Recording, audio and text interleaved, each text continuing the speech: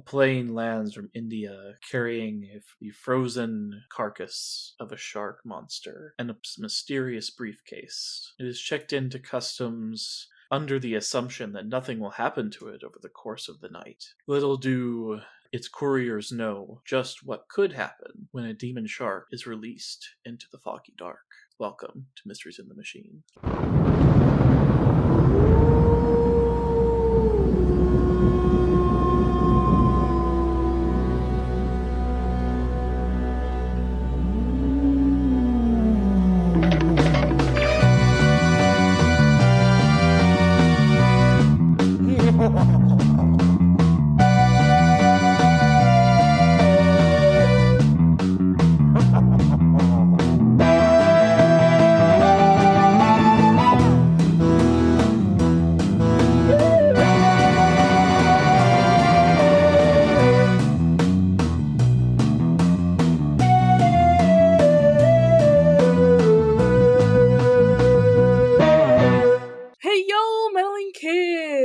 Charlie. And I'm Ethan.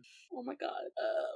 We're certainly here for another episode of Scooby-Doo. Ethan, if I had a nickel for every time someone found a frozen prehistoric thing and brought it to Aqualand in a Scooby-Doo episode, and that became the monster of the episode, I'd have 2 nickels. Yep. Which isn't a lot, but it's weird that it happened twice.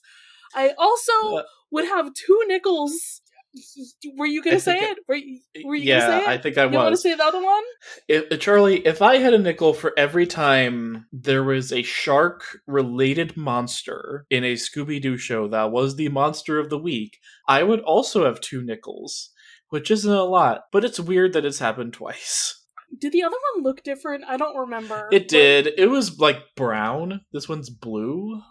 So, sure. Also Sunny and Cher aren't here, so that's a thing, I guess. Yeah, they look basically the same.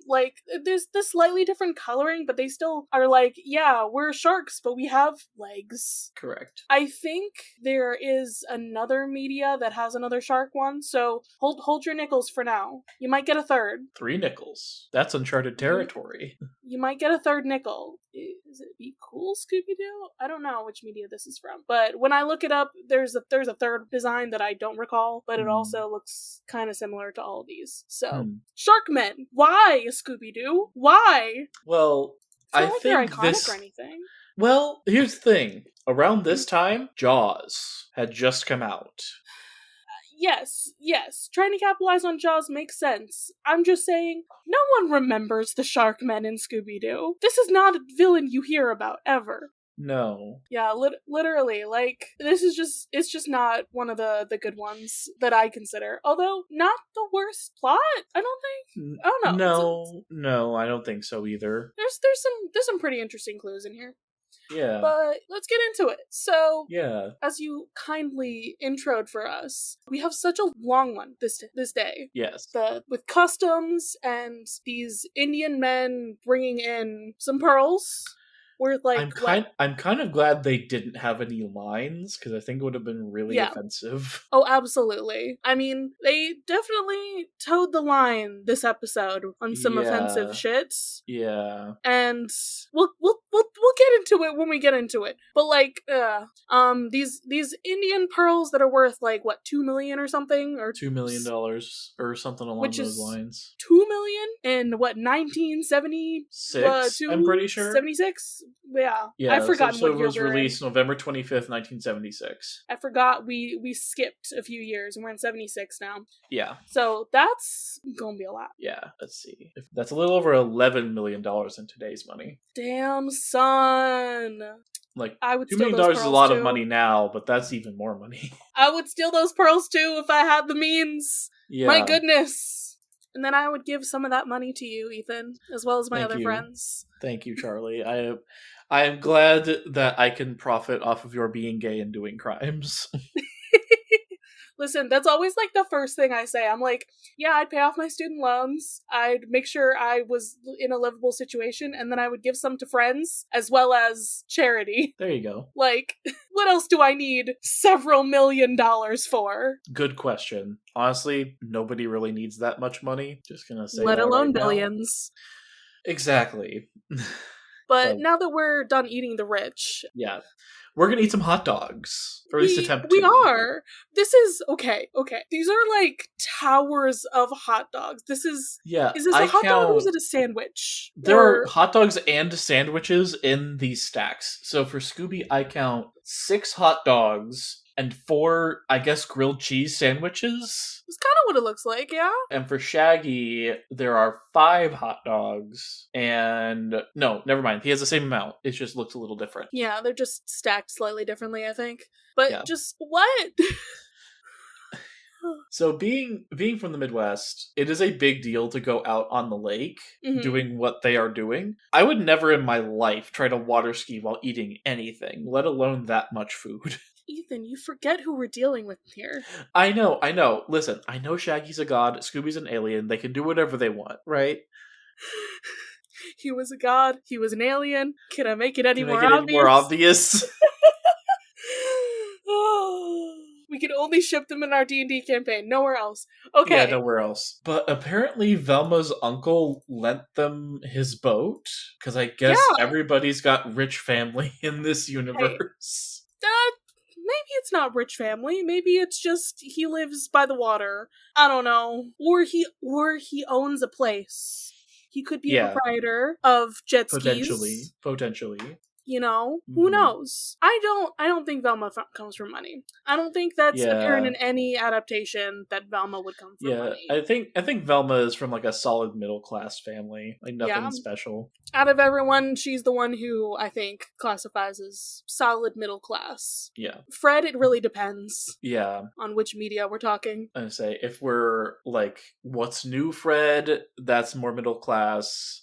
If it's Mystery Incorporated, that's more upper class. Yeah, it really depends on what backstory they want to give him, but Daphne and Shaggy, always rich. Yeah, but Velma's uncle's boat has a radio, and that's where they hear about all the shit that went down. So we hear that the pearls went missing, that, you know, we saw go missing in the opening sequence. What? No way! Who could have done it? Was it the shark? Oh no. I think it's interesting that they fucking put the shark that is encased in ice just in this customs building and not like in a freezer. I was gonna say, if it's encased in ice, why wouldn't you want it to stay that way? I want to say that is shenanigan number 1. Shenanigan number 2 is the eating while water skiing. Yeah. So, ridiculous things. We have another shenanigan. Oh yeah. As another boat comes by, creates a wake, and Shaggy and Scooby lose control of their food. Are they having an off day? What is up with this? They lost the food? I don't know. They didn't double back for the food? Well, wild. They're not exactly in control of where they're going. True. And then because of that, what? Look, it's a shark! Another shark! Haha! It's part of the opening sequence as the shark finds the food and is like, now I want seconds. I had hot dog, now I want Scooby-Doo. Because he's also dog. Yeah, yes. Big dog. And it's eating his skis, and they crash the boat because of this shark. Yep. And then Scooby and Shaggy just go flying over everybody and get stuck in the side of a hill by their skis. Yeah. The shark is one, and then the short stop of the skis in the hill is another. Yeah. So they gotta figure a way back up. They're kind of stuck. We never see what happens, but they do eventually get down. Yeah, we never see it. They're fine, but they're still like all stuck in this weird little cove thing, so they need to climb their way out of it. Yeah. Did they ever get this boat back to Velma's uncle? I don't think so. Probably not. This poor man shouldn't have lent it to these teenagers. Yeah. Then again, he is right to trust Velma. She is a trustworthy person when it comes to these things. She is. Sadly, Shaggy and Scooby, they are not. No. But Fred throws their anchor and rope to the top of the cliff so they can climb, and we see our first instance of the Shark Man. We don't even see Fred throw it, but I'm just like, the strength? Yeah. The strength involved to be throwing an anchor that high up, and also not to, like, kill anybody in the process. Yeah, because if you miss and it falls down, like, that's at least some kind of head injury, if not death, if it hits somebody. Absolutely. I don't know. Fred's just really good at, like, slinging some rope. Staz, if you're listening, you need to add this to your new AU. He's just really good at that cowboy shit. You know Staz is listening.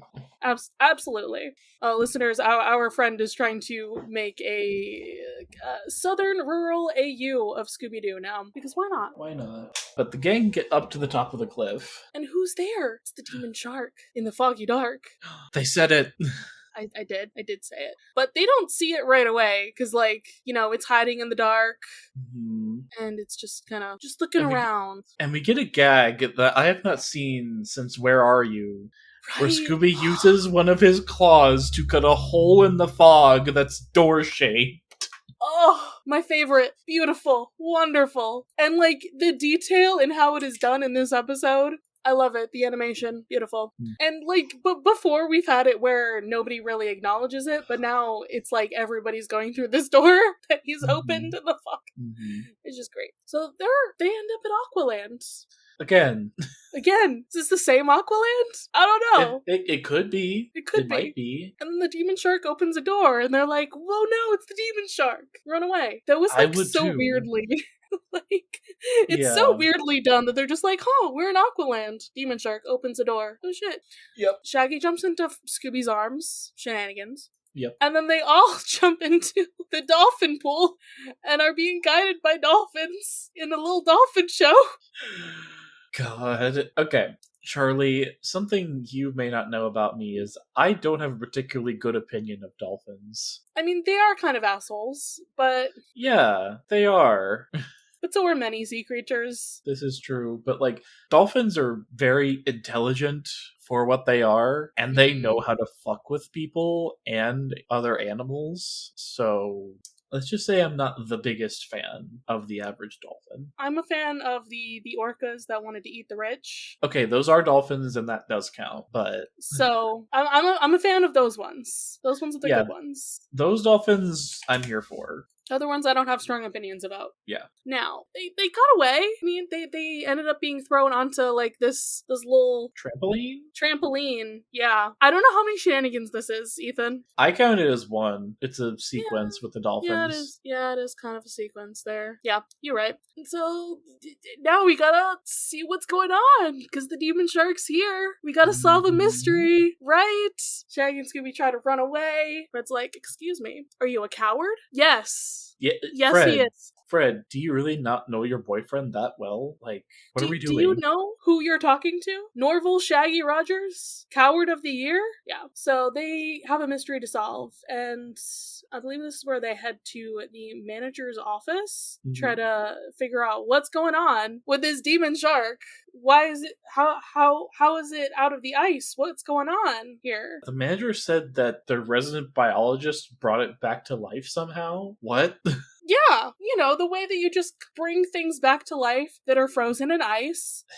Yeah. Yeah, as one does. Is this where we get the thing about the book, the spell book, or... Oh, good. Yes. Wonderful. So, there's supposedly this Indian spell book. I don't know. The scientist had? I guess. That's what they're told. Yeah, but they go to him and he's like, I don't know what the fuck he's talking about. I don't have any of that stuff. Yeah, that's fucking weird that they're just like, Hindu spellbook. Obviously, that's how this works. He's like, there was a book, I guess. Sure. But somebody else showed it to him. Yeah, the assistant manager of the park showed it to him. I love how we're just kind of like, oh yeah, no, it wasn't me, talk to somebody else. But they can also clearly see in the room the demon shark is still encased in ice. Yeah, but it is melting actively. Because nobody's putting it in a fucking freezer. Yeah, why is there no, like, walk-in freezer that you can put this thing in? We must be at a different Aqualand. We must be. Because the last one had a freezer. Yeah. And they were actually smart about this. Yeah. I don't know. Maybe the heat lamp that they put in the last episode fucked up the freezer? You know, maybe. So the gang is going to talk to this other person, and Scooby and Shaggy just kind of stop, just chatting like, dude, there's no way this is real. Look, it's right behind you. It's right behind you. It's in the fucking tank. Mm-hmm. And it jumps out and starts chasing them. Sounds about right. So we accidentally split the party. Yep. And the smart gang does happen across this dude, Mr. Wells. Mm-hmm. Creepy dude. Mm-hmm. This is the creepy dude for the episode. He does have Scooby-Doo creepy face TM. And he's like, did you see the shark? Yeah, we saw the shark twice. All right, let's go to my office, hide out from it. Now, again, we're talking about the fucking book of the Hindu spells where he's trying to say, no, the professor had it. I saw him reading it, actually. Nobody wants to accept responsibility for anything. No one! I'm so annoyed with this. I don't understand. Yeah, but he does tell the kids about his little secret hobby. He works on cabinets, and he's really good at making secret cabinets inside of things. Interesting. Very interesting. And as soon as the kids leave, he does an evil laugh. Not a great sign. Were we trying to hide who the bad guy is in this episode or not? I'm beginning to think we weren't. Because they really didn't. It's very obvious, he's trying to put it on the other guy. Obviously, it wasn't me. Mm-hmm. Bro. But we catch back up with Scooby and Shaggy, and they see a sign for a snack bar, which turns out to be a restaurant called Pie in the Sky, which is incredible. I would like one of these as soon as humanly possible to actually exist. I love this for them. I'm not really a pie person, but I love it for them. Mm-hmm. Ethan, what kind of pie do you like? I am a big fan of French silk pie. What is this? Describe it to me. It's a chocolate pie with a bunch of whipped cream and chocolate shavings. It's really good. If I had to pick a fruit pie, apple's probably my favorite. I know it's basic. I don't care. But it's good. I'm not always the biggest fan of the breading or at least the crust of the pie. So I've never really had fruit pies or anything. Mm-hmm. I'm I don't really want that. But I have had my grandmother's ham, egg, and cheese pie. And that's wonderful. And Oreo pie, of course. Oh, of course. But the good thing about French silk pie is that it's only crust on the bottom, so you don't have to worry about that much. Because just the chocolate filling and then just a shit ton of whipped cream. All right. I'll be on the lookout for this now. Yes. And now I'm going to need some dessert tonight because hell yeah. I'm hungry. So Shaggy and Scooby, of course, eat all the pies there. They've cleared the entire place. It's all gone. Shenanigans? Yeah, I'd say so. Okay. Yeah. But they're still hungry. Right? So they go back to the back and they make, I guess, sandwiches in the sense that there's protein between two pieces of bread. I have a question. Is anyone working here? It doesn't look like there is anybody here. At least not at this moment. There's not. Which is why it's so interesting that they steal everything. And then they steal more. It's all gone. Yeah. Just ate them out of house and home. The only thing that's left is condiments. And of course, as they're making the sandwiches, the demon shark is here and he is spinning this place because it is not just a restaurant in the sky you have to elevator up to. It is also a spinning restaurant. Mm-hmm. I have been in a spinning restaurant. I'm trying to remember which one it's called. It's the Garden something place. It's at Epcot in Disney World. Okay. It's got Dale. And it just kind of spins around. And it's very cute. Nice. But they find a book in the kitchen called Secret Spells of Gastronomy. And they're like, damn, maybe looking in the kitchen actually paid off. No, Ethan, I'm sure that you immediately knew what this was. I did. Because you're not a small child watching this. Yeah, because I know what gastronomy means. It means astronomy of the gases, right? Sure. So, the sun is a giant ball of gas. It's that. Yeah. We're talking about the sun. There you go. I don't know what that has to do with Hindu spells or demon sharks. Me neither. But Scooby and Shaggy escape the spinning restaurant. They get down to the ground. And, we gotta get the hell out of here. As would I. And we go back to the smart gang. They're looking at all the sciencey shits. And they come across a clue underneath the tarp. It's just a bunch of oysters from the fish market. why would they have to buy their oysters from somewhere else? They're an aquarium. They should just have those. Right? Very strange. Mm-hmm. We go back to Shag and Scoob. They are hiding in a barrel of fish. Shenanigans. And they get out of there, they start running for it, and Shaggy, not looking where he's going, and just holding the book out in front of him, he's like, looking behind him, like, oh, is the shark gonna follow us? Runs right into a bench. My knees hurt. Yeah, like... If he is running full speed into this bench, there's no way that something's not sprained or bruised or broken if he's human. He's a god, at least. I'm just saying, my knees hurt just looking at this. So, and he drops the book. The book is stolen by a crab. Shenanigans. And what follows is more shenanigans, because they go get scuba gear. They go into the pool with the crabs. Apparently this pool is huge. But before we do that, the manager leaves. Yeah, and they're like, oh, we gotta look for the spell book in his office now.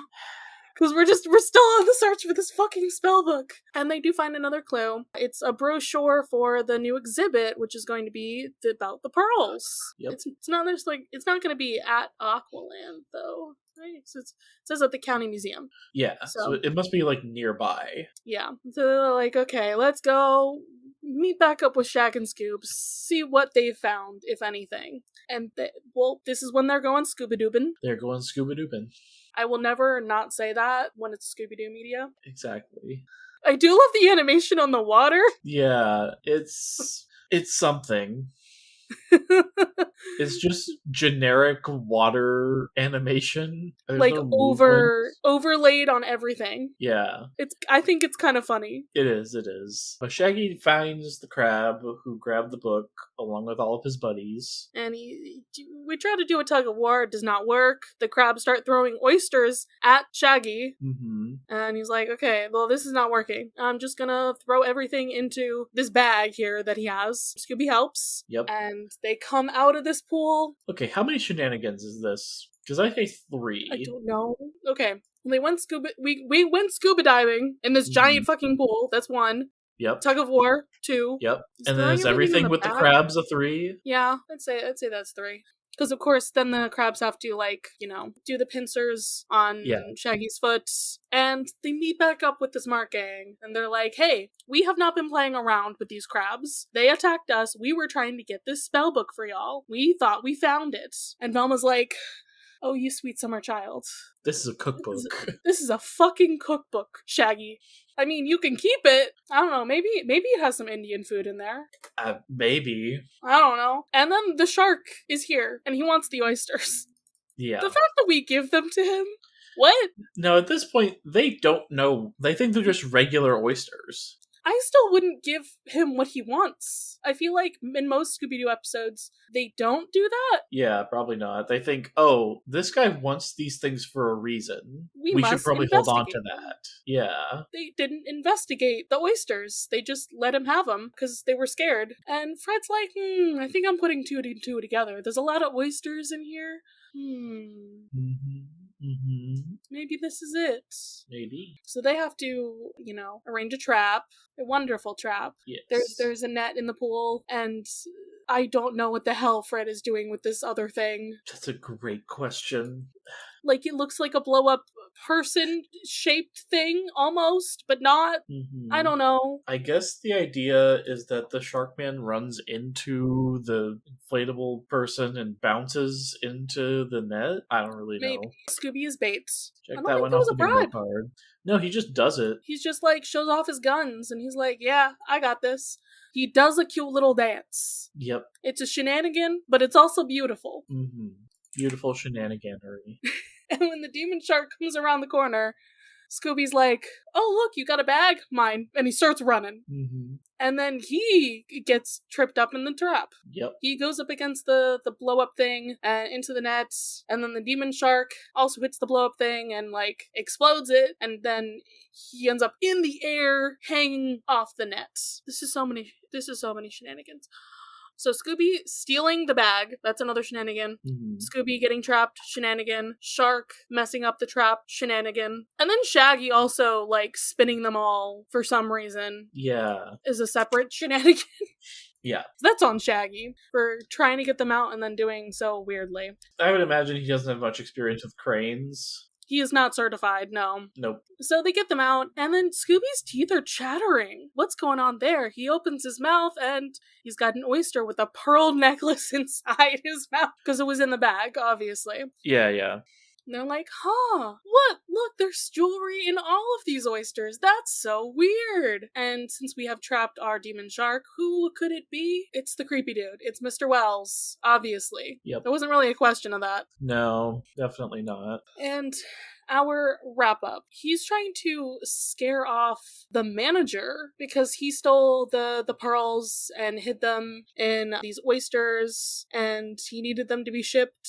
Obviously, he made a secret cabinet for himself underneath the shark. I thought that was pretty cool. Yeah. Yeah. So he hid them in the freaking oysters from the fish mart. What a guy. Yep, what a guy. And this is how you smuggle pearls, apparently. Yeah. Put them back inside where they came from. Put that thing back where it came from. Help me. And now, our final shenanigan.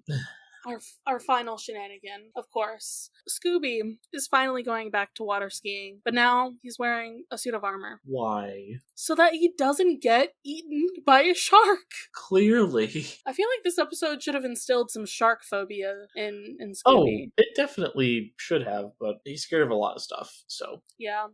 I mean, some of the mystery of this was interesting, but also, I'm just not into the demon sharks.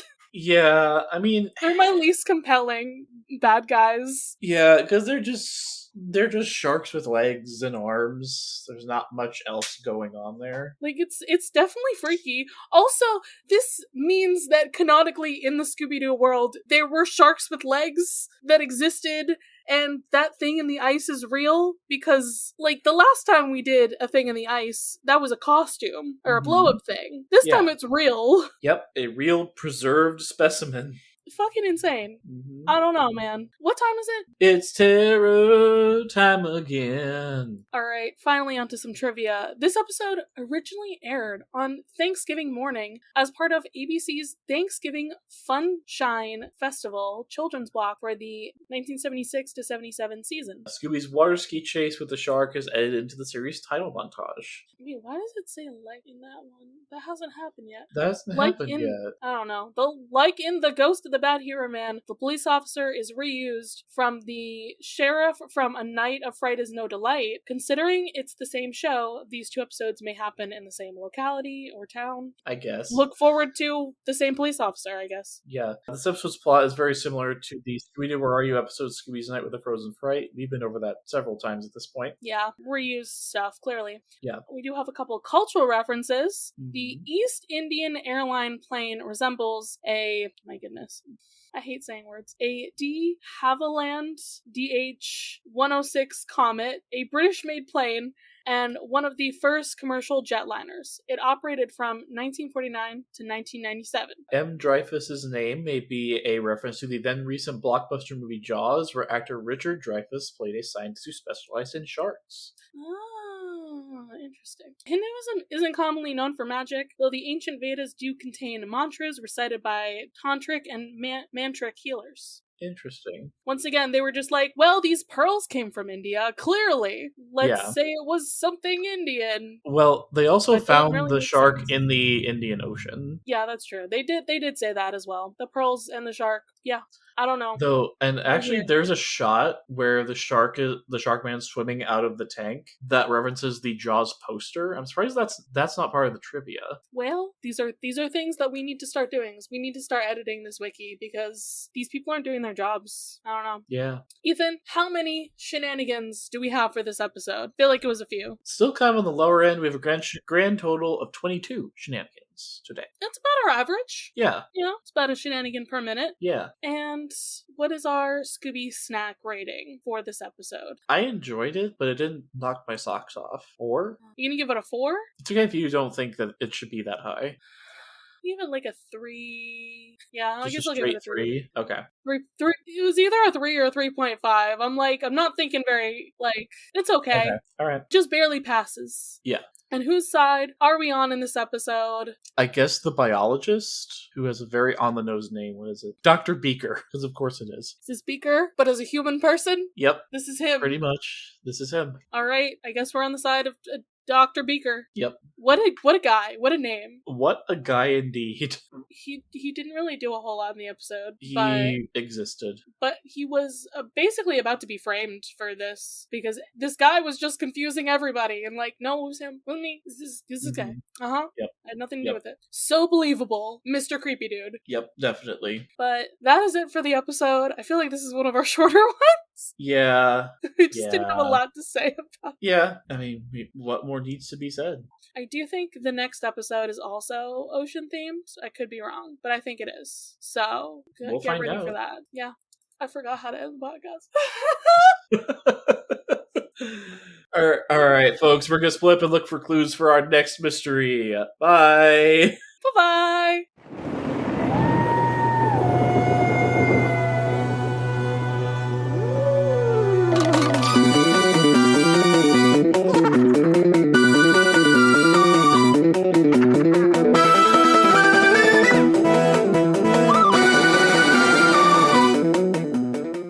You can follow this podcast's socials at Mysteries in the Machine Pod on Instagram. You can send a message to our email, mysteriesinthemachinepod@gmail.com. Be sure to give us a rating, a review, or let your friends and followers know how much you love the podcast. That really helps. You can follow me, Charlie, at GreenPixie12 on most platforms. I also have an art Instagram at GreenPixieDraws. You can find me, Ethan, on Instagram and Threads at ethan.t.hewlin.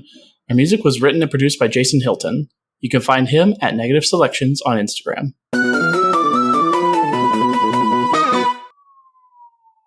They found you. They found them.